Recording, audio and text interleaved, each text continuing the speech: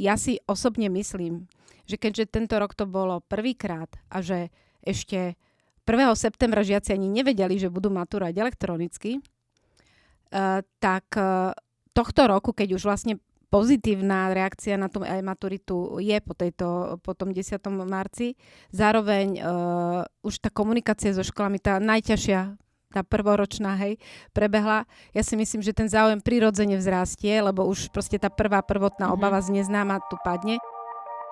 Počúvate podcast Veda na dosah. Tohtoroční maturanti majú za sebou prvú časť skúšky dospelosti, a teda externú maturitu. Novinkou bola aj možnosť absolvovať testovanie aj elektronickou formou. Ako pilotná e-maturita dopadla, čo bude potrebné ešte možno doladiť, či aká je budúcnosť digitalizácie maturít na Slovensku, o tom sa budeme dnes rozprávať s Ivanou Pichaničovou, riaditeľkou odboru hodnotenia a monitorovania vzdelávania v Národnom inštitúte vzdelávania a mládeže. Dobrý deň. Dobrý deň.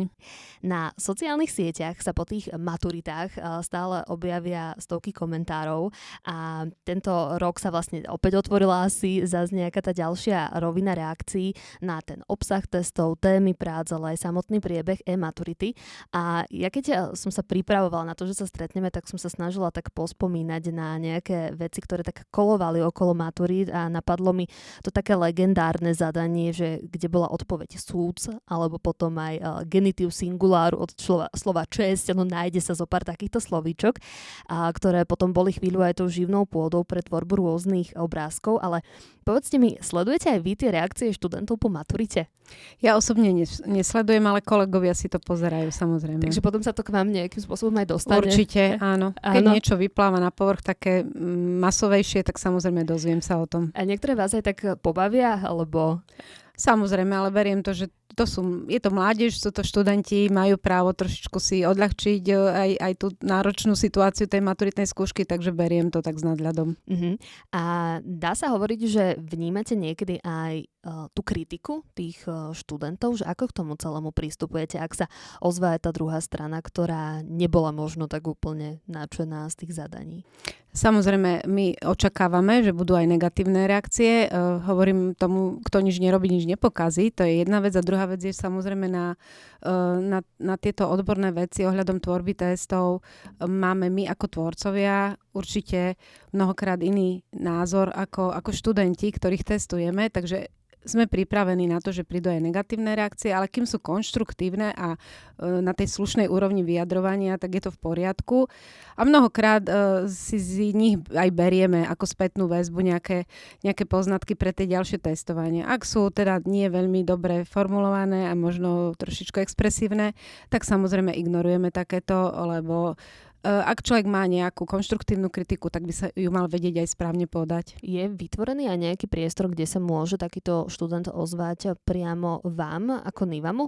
Samozrejme, máme zverejnené mailové adresy, na ktoré môžu či už učitelia, alebo vedenie škôl, alebo prípadne aj študenti reagovať. Aj nám pravidelne chodia aj od študentov otázky, aj pripomienky k testom samozrejme. Mňa veľmi zaujíma celé to prostredie, že ako vzniká vôbec celá tá maturita. Tomu sa budeme venovať trošku neskôr, pretože aj tento podcast je zameraný aj na tých študentov, aby možno trošku sa im aj poodhalilo to pozadie toho celého, ale prvýkrát teraz mohla časť študentov vyplňať aj tie odpoveďové hárky priamo na počítači a na túto formu skúšky sa prihlásilo približne 6500 maturantov, tak ak by sme to chceli trošku zbilancovať, ako hodnotíte túto pilotnú e-maturitu?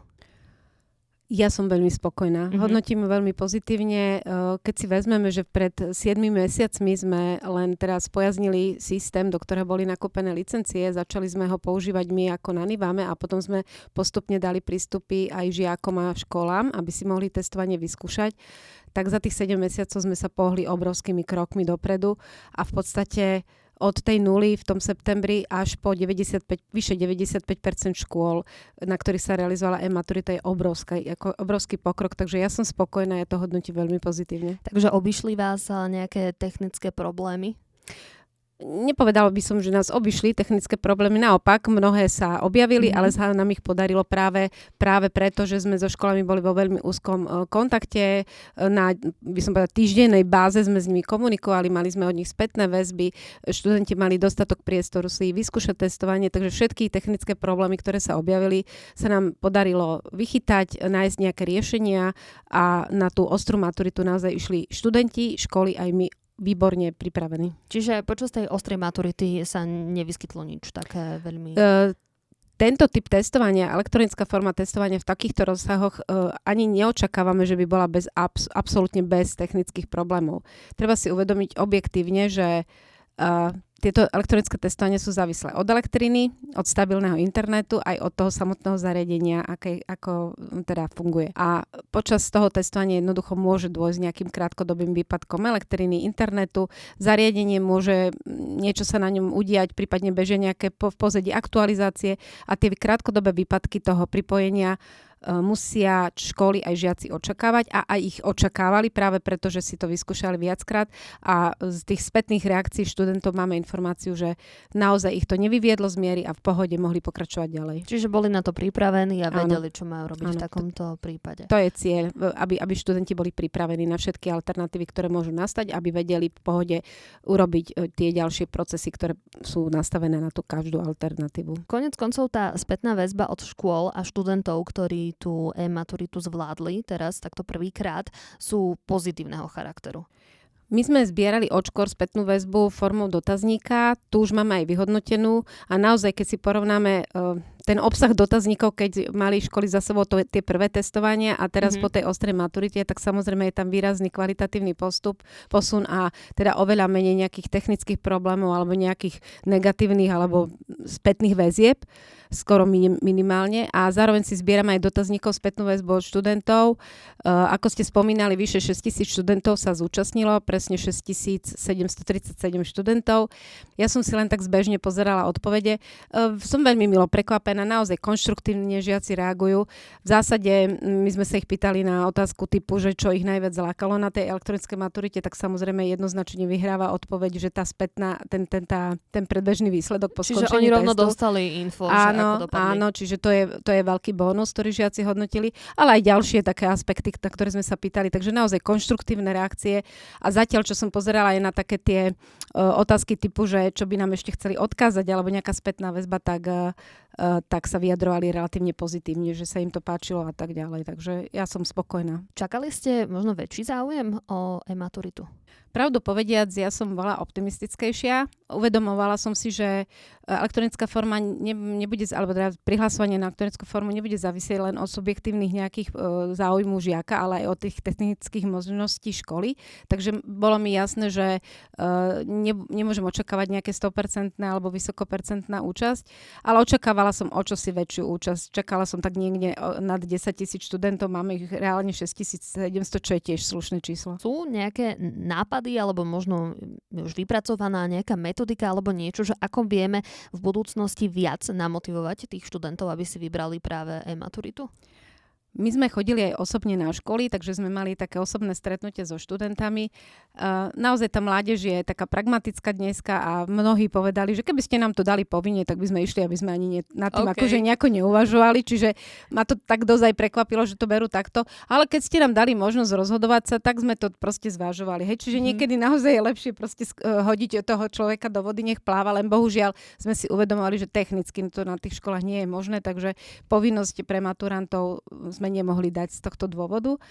Ale nejaké metodiky, ako zvýšiť záujem, ja si osobne myslím, že keďže tento rok to bolo prvýkrát a že ešte 1. septembra žiaci ani nevedeli, že budú maturovať elektronicky, tak tohto roku, keď už vlastne pozitívna reakcia na tú e-maturitu je po tom 10. marci, zároveň už tá komunikácia so školami, tá najťažšia, tá prvoročná, prebehla. Ja si myslím, že ten záujem prirodzene vzrastie, lebo už proste tá prvotná obava z neznáma tu padne.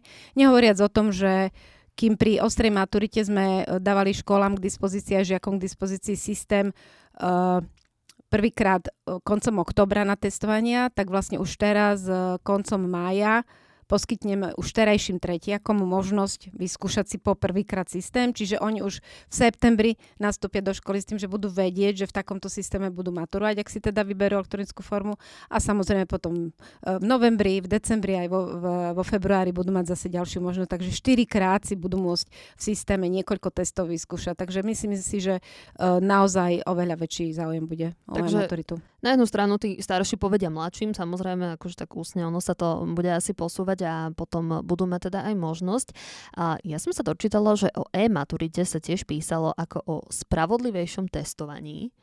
A či sa dá povedať, že je v niečom spravodlivejšie, alebo či sa narážalo na to, že sa odstráni možno nejaká ľudská chyba pri tom vyhodnocovaní? Tá spravodlivosť spočíva v tom hodnotení, samozrejme.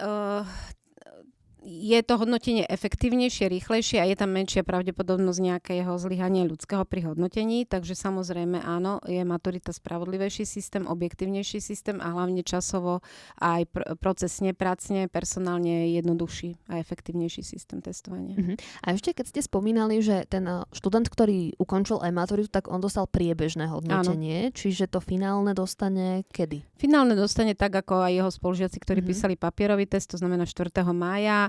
My máme dohodnuté so školskými agendami, že oni natiahnú priamo tie výsledky aj priamo do agend, takže študent by mal 4. na neskôr 5. mája mať ten svoj výsledok priamo aj v agende vedu, page alebo ve škole a teda ten výsledok dostanú až teda v tom máji. Ale nemalo by sa tam asi niečo veľmi meniť, či? Oproti predbežnému výsledku e-maturant by mal mať buď teda rovnaký výsledok, alebo lepší. Lepší? Áno, pretože v tých testoch napríklad zo slovenského jazyka a literatúry máme otázky, ktoré si vyžadujú písanú odpoveď, to znamená nejaké slovo alebo dve slová. Tých možností, ako žiak napíše dané slovo, aj keď v podstate ho napíše správne, je strašne veľa. Stačí, keď je napríklad omylom urobí medzeru pred tým slovom, alebo v rámci slova napíše medzeru, alebo na konci slova dá bodku. Hej. Tých všetkých alternatív odpovedí je strašne veľa a v systéme sú nahodené len nejaké najčastejšie alebo najpredpokladanejšie odpovede. To znamená, vymyslím si, keď správna odpoveď mala byť, ja neviem, že je autobus a žiak napíše autobus a za ním bodku alebo čiarku a v tom kľúči správnych odpovedí v systéme takúto možnosť nemáme nahodenú, tak on žiak zatiaľ dostane 0 v tom predbežnom výsledku, ale pri centrálnom hodnotení na záver samozrejme tá odpoveď bude uznaná, lebo ten predbežný výsledok vyhodnocuje ten stroj, ten systém. Ale keď žiaci dokončili maturitu, tak v podstate všetkých odpovedí, ktoré napísali do toho e-testu, do toho elektronického systému, tak hodnotia ešte hodnotitelia, tak ako aj papierové testovanie. K tomu som sa aj chcela dostať k tým hodnotiteľom, lebo ja som si to niekedy na strednej škole predstavovala tak, že sa zobrali tie kopy, ono sa to nejak zapečatilo, potom sa to posielalo a už ať sa deje vôle Boží a teda, že už uvidíme a potom som si predstavovala, že tu niekde sedí skupinka nejakých asi učiteľov a majú nejaké, iba že správne tam kvačkajú, že ako to vôbec vyzerá to vyhodnocovanie? Takto, tak ako si to vy predstavujete, že nejakí učitelia sedia a hodnotia, zatiaľ sa hodnotia cudzie jazyky na školách priamo, čiže nie v centre, ale na školách a potom nám už len tie odpoveďové hárky posielajú do centra, kde ich skenujeme. Hej, a tam sú už len tie krížiky, správna, nesprávna odpoveď. Pri slovenskom jazyku, literatúre, matematike, maďarskom jazyku a tak ďalej, pri týchto predmetoch už hodnotíme centrálne kompletne, čiže na školách sa nič nehodnotí a funguje to tak, že oni tie odpoveďové hárky s tými odpovediami žiakov najprv sú skenované a potom sú z nich robené elektronické verzie. A tí hodnotitelia, to sú vyškolení hodnotitelia, to môže byť vysokoškolský aj študent napríklad, alebo učiteľ a tak ďalej. Je to skupina ľudí, ktorí sú na toto vyškolení a predstavte si, že v podstate 4 hodiny v kuse klikáte, či je správna alebo nesprávna odpoveď na jednu otázku. To znamená, vidíte tých autobusov niekoľko stovák rôzne napísaných. Hej? Takže teraz rozumiem, že tam sa môže veľmi ľahko stať chybička. Samozrejme, na toto už sú metodiky a metodika je veľmi jednoduchá, takzvaná kontrola 4 očami. To znamená, tu tých istých 1000 autobusov hodnotia 2 ľudia od tých rovnakých žiakov. Ak obidvaja sa zhodnú, že ten autobus, vymyslím si, so smekčením na S nie je nesprávna odpoveď a obidvaja sa na tom zhodnú, tak systém to vyhodnotí, akože 2 hodnotitelia to hodnotili ako nesprávna odpoveď, takže má žiak 0 bodov, ale ak sa nezhodnú na tom, že jeden to uzná ako správnu, jeden ako nesprávnu odpoveď, tak potom tá odpoveď ešte ide k takzvanému hlavnému hodnotiteľovi alebo superhodnotiteľovi a ten musí na základe toho rozhodnúť, že či to je správna alebo nesprávna odpoveď. Takže je to metóda 4 očmi a dvojúrovňové hodnotenie, takže samozrejme týmto sa výrazne eliminuje nejaký ľudský faktor hodnotenia, ale samozrejme, keď si predstavíme, že pri elektronickej forme všetky otázky prejdú najprv systémom, kde teda tá chyba je minimálna a len tie odpovede, ktoré systém nevyhodnotí ako správne, lebo naozaj tam ten žiaľ dal bodku pred, za, medzeru pred to, za to a tak ďalej, tak len tie idú na hodnotenie týmto. Tak ak si vezmete, že bežný hodnotiteľ pri paperovej maturite denne musí vyhodnotiť niekoľko stovák odpovedí, tak ak to prejde najprv systémom, tak samozrejme oveľa menej tých odpovedí hodnotiteľ hodnotí, takže aj tá chyba je menšia. Ale zase aj pri tomto elektronickom hodnotení je to metóda 4 očí. Koľko máte takýchto hodnotiteľov? Je to do 20 ľudí, ktorí sedia v centre a akože pracujú... Čiže teraz asi v tejto chvíli niekde sedia? Teraz v tejto chvíli sa odpoveďové hárky skenujú. My sme týždeň po maturite, iba by sme teda dali info. V tejto chvíli sa zatiaľ iba skenujú. Vezmime si, že máme zhruba 41,000 napríklad tých hárkov z jedného predmetu. Teraz si predstavte, že oni mali ešte aj cudzí jazyk, ešte aj matematiku nejaký, čiže máme okolo 100-120 tisíc odpovedí hárkov, ktoré sa práve skenujú. Ale niekto to musí tiež skenovať, nie? Áno, na to sú ľudia, takže ďalší pracovníci, ktorí... Na to sú samozrejme už také skenery, kde to nie je taký ten bežný skener kancelársky, ktorý poznáte, na to sú nejaké tiež automatizovanejšie procesy. Áno, je to veľmi pracná záležitosť, keď si porovná s elektronickou formou, kde proste papier absolútne eliminujeme. Takže aj trošku menej práce. Výrazne menej práce. Pre týchto pracovníkov. Ja tak premýšľam, že ako to bolo v minulosti, keď ste nemali ešte ani automatizované tie prvotné, ktorými akože prejdú. Hej. Asi to bolo... No áno, samozrejme. Z roka na rok sme tie procesy automatizovali, zjednodušovali, zefektívňovali, ale proste pri tej papierovej forme sa nedá nič iné robiť. Naozaj tie hárky musia zo škôl prísť k nám, musíme vybaliť balíky, musíme tie hárky skenovať, musia sa elektronizovať a musia to hodnotitelia hodnotiť.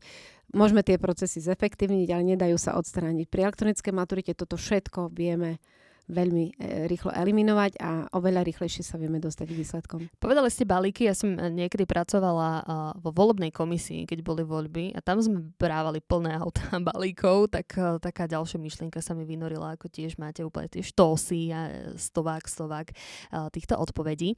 Ale čo v prípade, ak sa po maturite napríklad vynorí nejaká sporná otázka alebo vznikne, ja som to nazvala, že tlak z dola od nejakých učiteľov a možno aj tých študentov ohľadom jej správnosti, pretože aj v minulosti maličko takýchto prípadov bolo. Zasada potom opätovne nejaká hodnotiaca komisia a celé sa to preberá?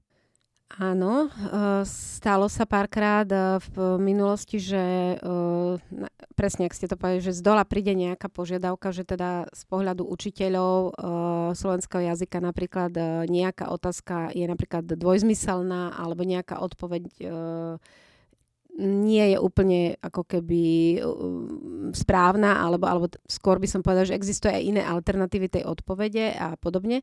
V tom prípade zasada tzv. Validačná komisia. Čiže my keď identifikujeme, že na nejakú otázku je nejaký zvýšený negatívny ohlas, tak samozrejme zvolávame validačnú komisiu, ktorej teda predostrieme, ako znela tá otázka, predostrieme jej tie spätné väzby od škôl alebo od učiteľov, ich tvrdenia, že prečo si myslia, že je problematická, alebo treba s ňou niečo robiť.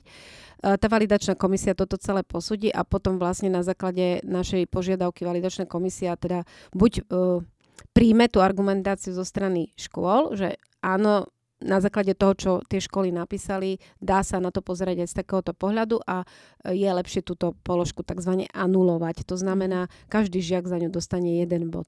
Vlastne k tomu, čo už má, teda nebude sa to vôbec brať.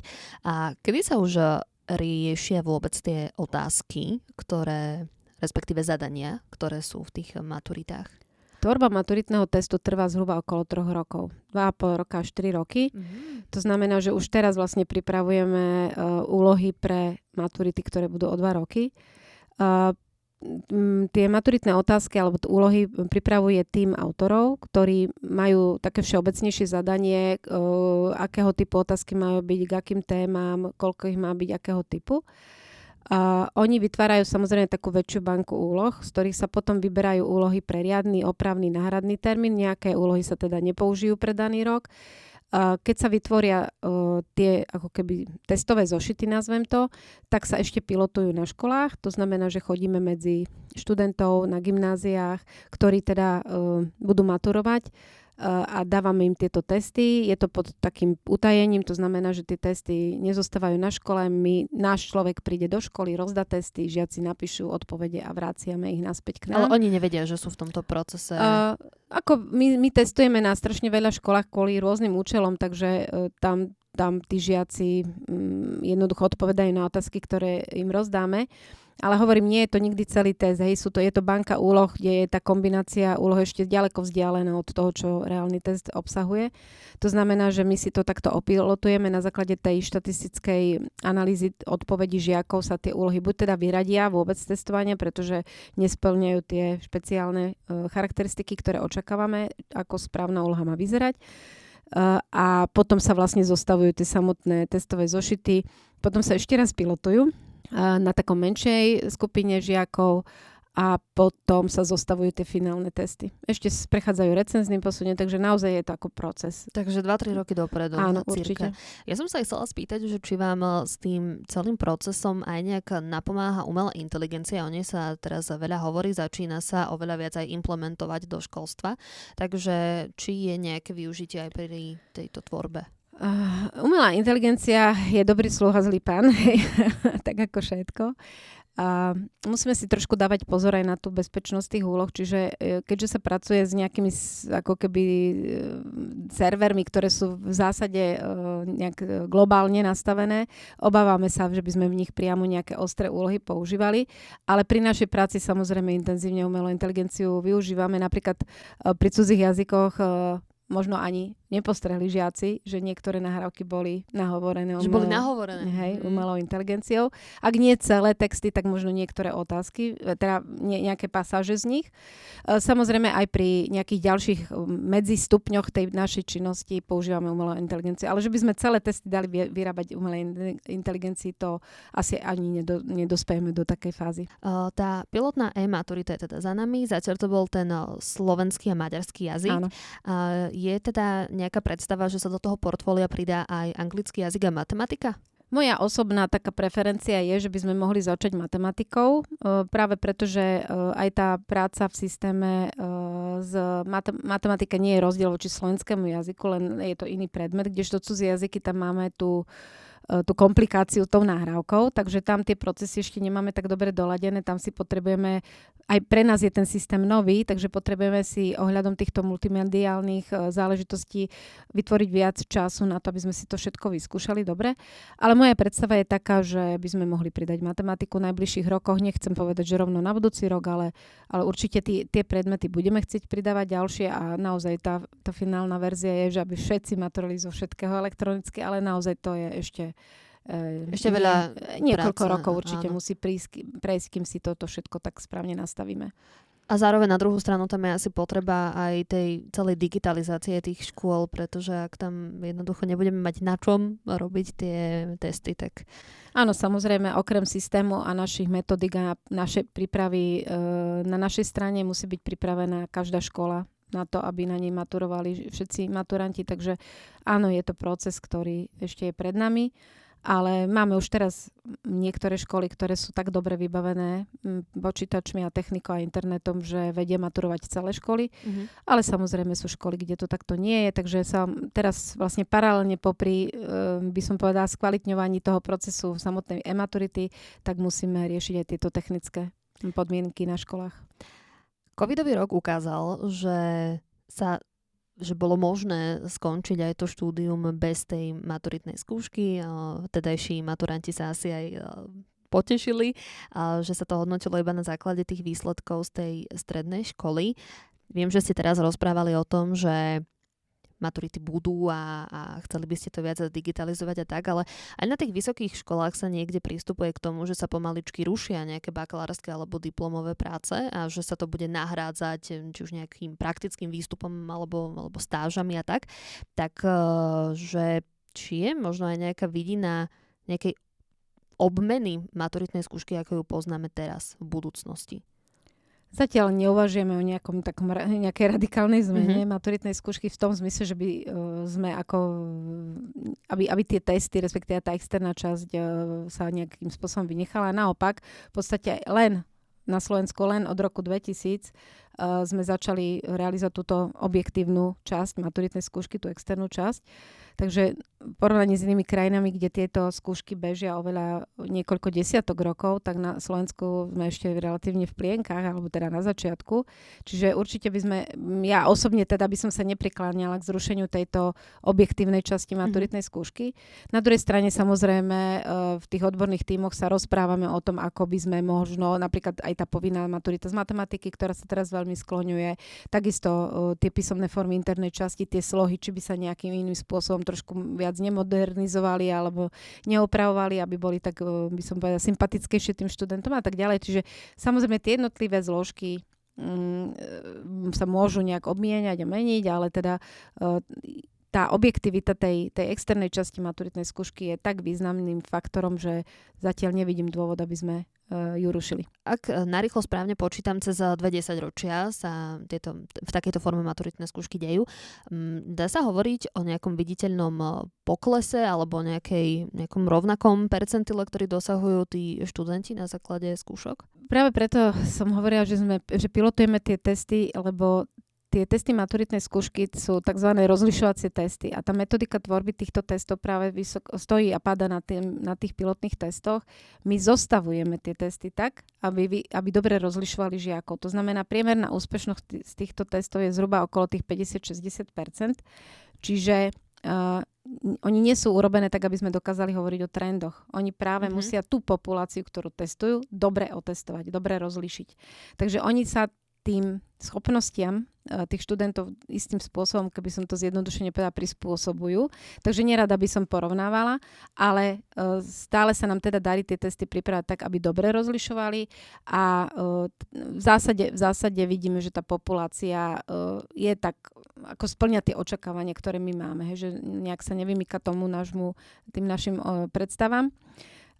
Ja ešte k tej maturite externej časti, teraz nedávno, keď som bola na nejakom stretnutí na škole, rozprávala som sa s maturantami, tak práve jeden mladý muž mi povedal, že bál sa tej maturity elektronickej a potom po nej si vlastne uvedomil, že ako je dobré, že ju zabsolvoval, lebo si uvedomuje, že je pripravený na vysokú školu, keď príde na nejakú skúšku, kde mnohé aj tie prijímacie skúšky sú tiež elektronicky, že v podstate tú prvý ten ako strach a tú obavu prekonal pri maturite a že na tej vysokej škole oveľa ľahšie už bude vnímať takéto nejaké centrálne testovania.